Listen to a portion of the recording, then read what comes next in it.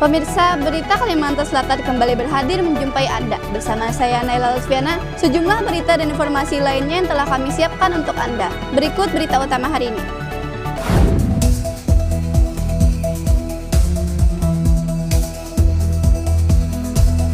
Banjir bandang rendam rumah warga di Kabupaten Tanah Laut.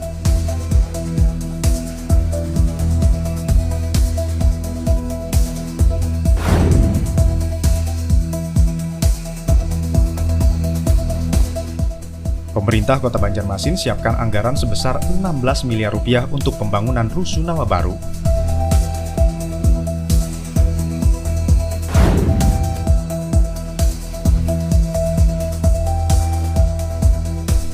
Puluhan anak taman baca Al-Quran meriahkan pawai keliling Tahun Baru Islam.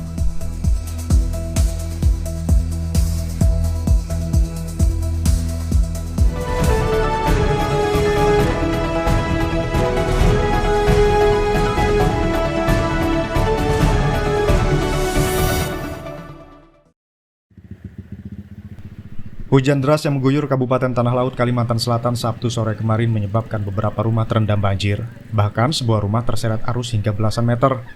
Kepala Pelaksana BPBD Kabupaten Tanah Laut, Aspi Setia Rahman mengatakan, setelah kejadian sesuai perintah dari Bupati Tanah Laut Rahmat Rianto, pihaknya akan segera melakukan pembenahan sarpras di wilayah terdampak banjir di sepanjang aliran sungai. Sebelumnya, Bupati Tanah Laut Rahmat Rianto menginstruksikan upaya percepatan untuk bantuan kepada para korban terdampak bencana air bah Gunung Bajuin di Desa Sungai Bakar, Kecamatan Bajuin. Hafiz Ar-Rahman dan Lutfi Darlan melaporkan dari Kabupaten Tanah Laut, Kalimantan Selatan.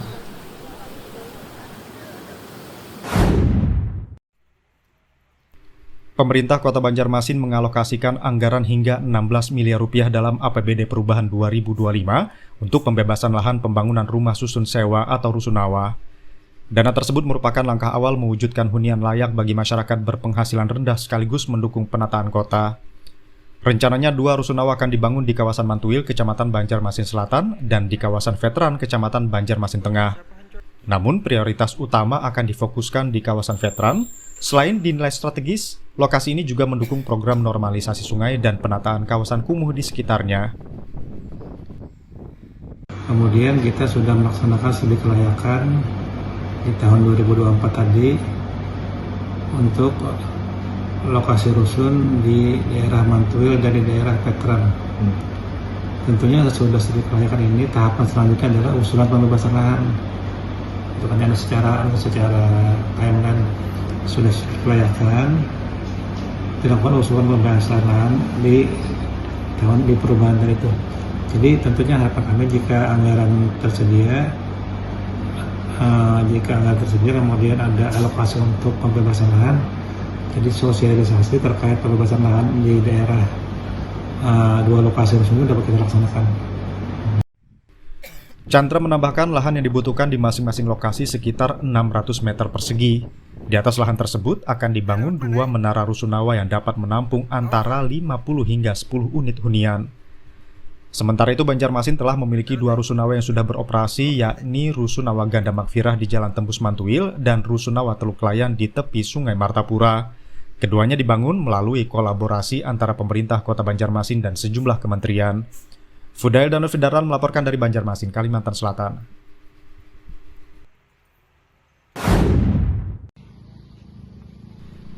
Ribuan calon mahasiswa baru Universitas Islam Kalimantan Uniska Muhammad Arsyad Al-Banjari Banjarmasin tahun ajaran 2025-2026 mengikuti tes tertulis tahap pertama. Kegiatan tes tertulis calon mahasiswa baru tahap pertama ini dilaksanakan di Gedung Uniska Jalan Trans Kalimantan, Handil Bakti, Kabupaten Barito Kuala minggu kemarin.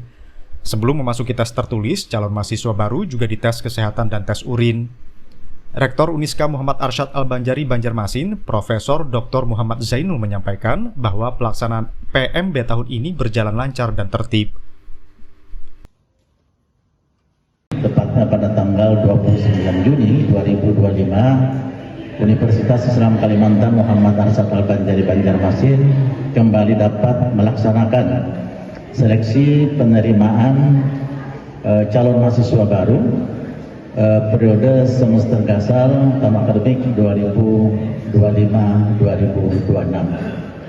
Alhamdulillah jumlah mahasiswa atau calon mahasiswa yang mendaftar di gelombang pertama ini, yaitu ada sebanyak 3.774. Nah, ini menunjukkan bahwa alhamdulillah Uniska masih mendapatkan kepercayaan dari masyarakat, dan maka sudah barang tentu kami dari jajaran pimpinan Rektorat Uniska, mungkin juga nanti yayasan, memiliki tugas dan tanggung jawab untuk memberikan pelayanan yang maksimal kepada mahasiswa baru. Supaya apa? Supaya nantinya apa yang mereka harapkan dalam mengikuti perkuliahan di Uniska sesuai dengan apa yang mereka dapatkan nantinya. Nah, kami dari yayasan pertama mengucapkan syukur alhamdulillah karena masyarakat masih berdaya terhadap Uniska, terbukti dengan sekian banyak yang mengikuti SD gelombang pertama ini. Mudah-mudahan kami dari yayasan juga berkewajiban untuk memfasilitasi, menyiapkan tempat-tempat ruang-ruang kuliah atau fasilitas penunjang lainnya seperti lahan parkir. Nanti kami akan perhatikan kembali. Kemudian insya Allah kolam itu juga akan kami tata bagaimana sebaiknya nanti, apakah kita buat seperti gazebo di atas kolam itu supaya. Melihat animo calon mahasiswa baru yang setiap tahunnya meningkat, Yayasan Uniska Muhammad Arsyad Al-Banjari Banjarmasin akan tambah fasilitas pendukung penunjang kuliah. Fudail dan Al-Federal melaporkan dari Banjarmasin, Kalimantan Selatan.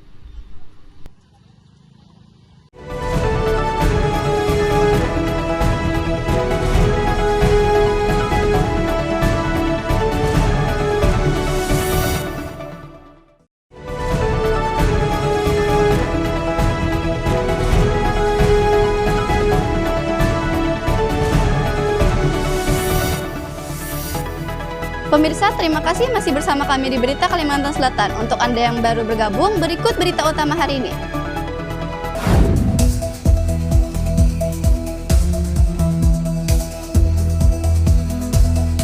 Banjir bandang rendam rumah warga di Kabupaten Tanah Laut.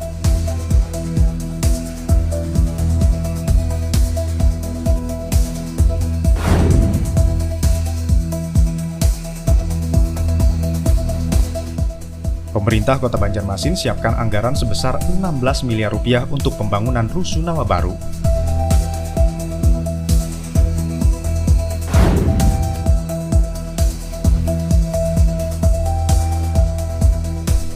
Puluhan anak taman baca Al-Quran meriahkan pawai keliling Tahun Baru Islam.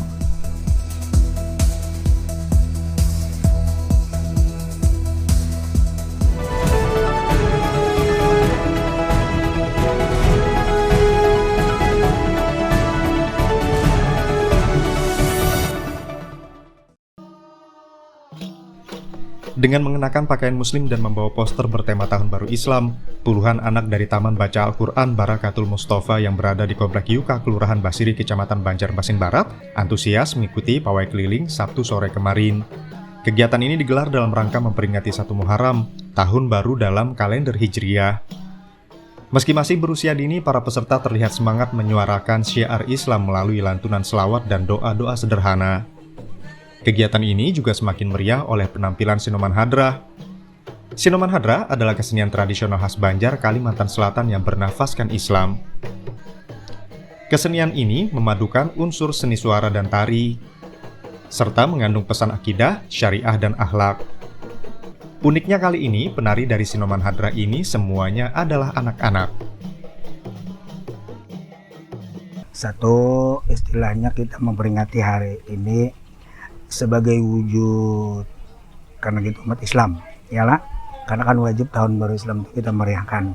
Bukan berarti tahun-tahun yang lain itu kadang bagus saja beradaan. Cuma di Tahun Baru Islam ini kita memberikan semangat kepada anak-anak kita, khususnya teman baca Al-Quran, supaya menjadi contoh bahwa di Tahun Baru Islam ini adalah tahun baru orang Islam.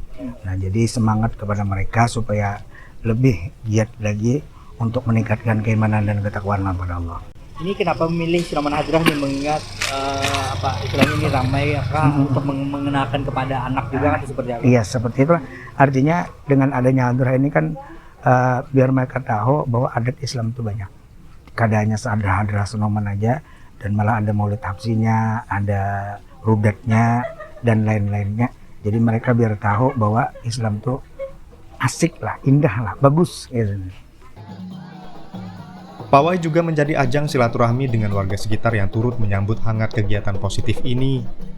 Selain pawai, kegiatan ini juga diramaikan dengan pembagian hadiah lomba mewarnai bertema Islam dan kaligrafi kepada para siswa. Dengan cara sederhana namun penuh makna, perayaan Tahun Baru Islam ini menjadi momentum untuk menanamkan nilai-nilai keislaman pada generasi sejak usia dini. Fairuz Reza dan Lutfi Darlan melaporkan dari Banjarmasin, Kalimantan Selatan.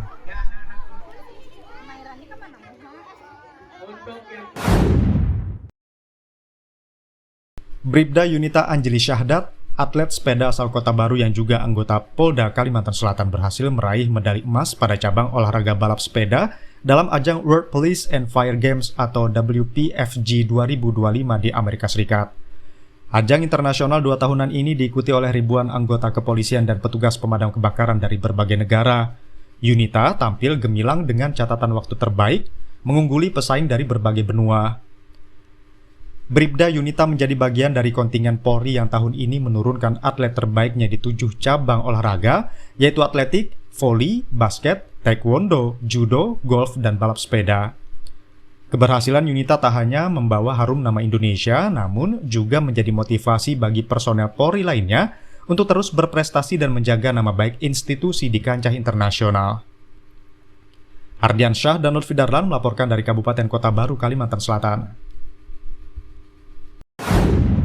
Air merupakan sarana yang sangat vital bagi kelangsungan hidup. Seiring dengan pertambahan jumlah penduduk, perkembangan Kota Banjarmasin baik di sektor pembangunan maupun industri yang terus meningkat mengakibatkan kebutuhan akan air bersih terus bertambah. Untuk itu, Pam Banjarmasin sebagai perusahaan pengelola air bersih di Kota Banjarmasin dituntut untuk dapat memenuhi kebutuhan akan air bersih.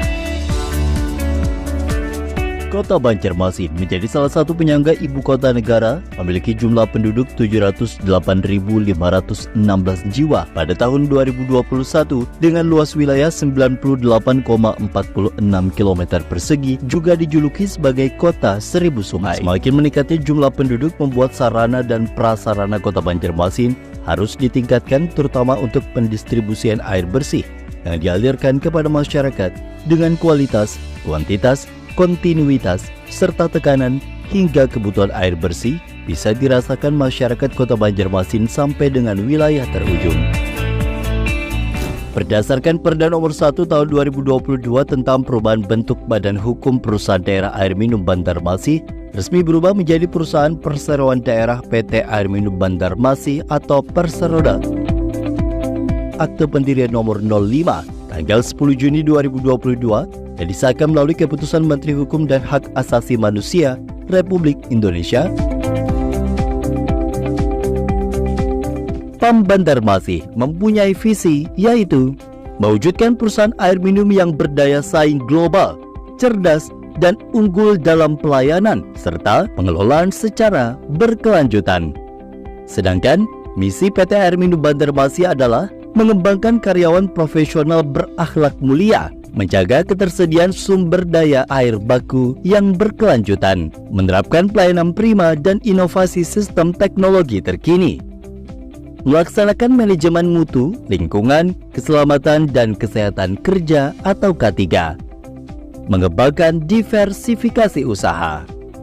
Pam Banjarmasin Kota Banjarmasin berupaya untuk tetap terus eksis dalam memberikan pelayanan terbaik kepada pelanggan. Sejalan dengan perkembangan Kota Banjarmasin dan sekitarnya, disadari bahwa kapasitas sumber daya dan kemampuan sistem produksi yang tersedia masih terbatas dan perlu terus ditingkatkan. Untuk itu, perlu disusun program kerja, anggaran, dan perencanaan strategis yang terpadu agar dapat dipergunakan oleh pihak manajemen sebagai bahan referensi untuk mengambil keputusan pengembangan investasi, serta kesiapan menghadapi tantangan ke depan guna mencapai pelayanan prima yang lebih baik lagi.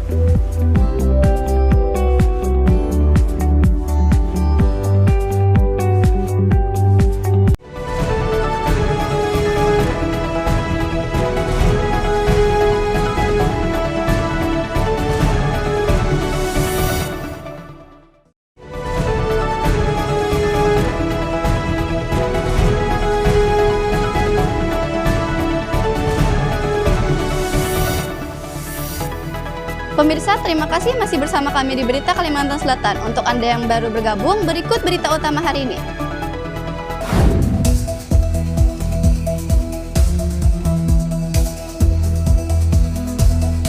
Banjir bandang rendam rumah warga di Kabupaten Tanah Laut.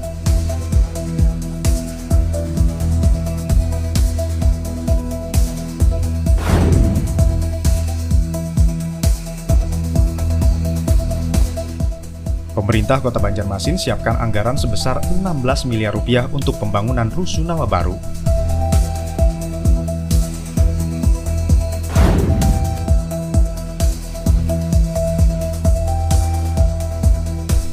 Puluhan anak taman baca Al-Quran meriahkan pawai keliling Tahun Baru Islam.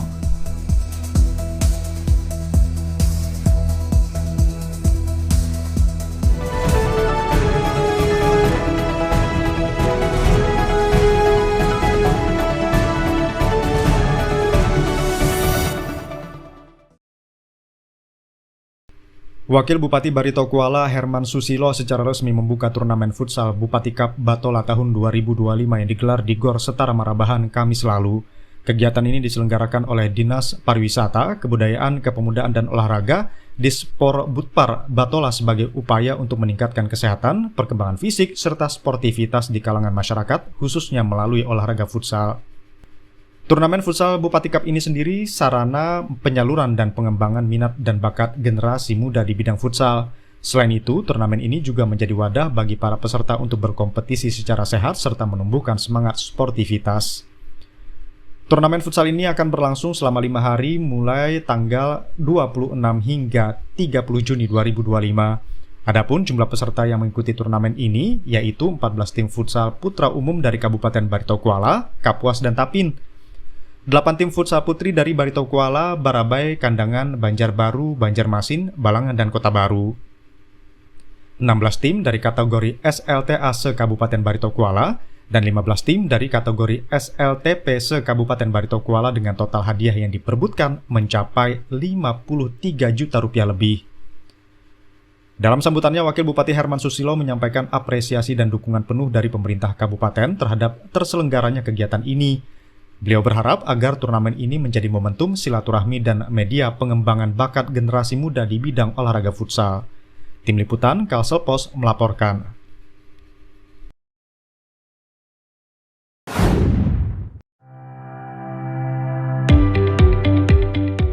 PT Air Minum Intan Banjar Perseroda merupakan BUMD air minum yang melayani 2 wilayah atau daerah yaitu Kabupaten Banjar dan Kota Banjarbaru. 2 wilayah tersebut sebelumnya merupakan satu daerah dan dipimpin oleh Bupati Kabupaten Banjar. Akan tetapi sejak tahun 1999 terjadi pemekaran wilayah yang menjadikan Kota Banjarbaru berdiri sendiri di bawah kepemimpinan Wali Kota Kota Banjarbaru.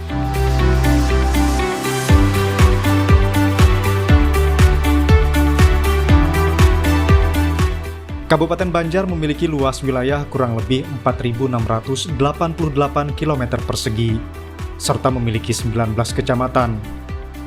Sedangkan Kota Banjarbaru memiliki luas wilayah kurang lebih 371 km persegi dan terdiri dari 5 kecamatan.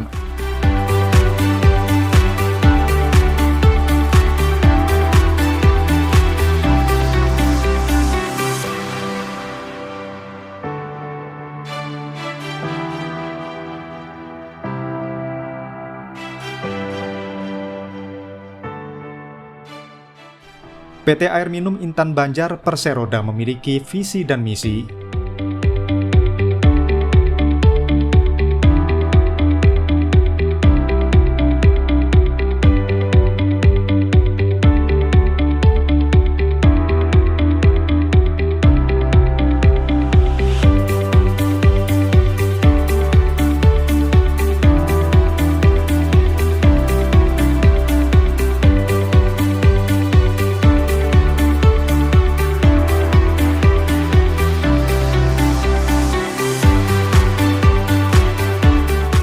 Pemirsa, berita tadi menutup perjumpaan kita hari ini.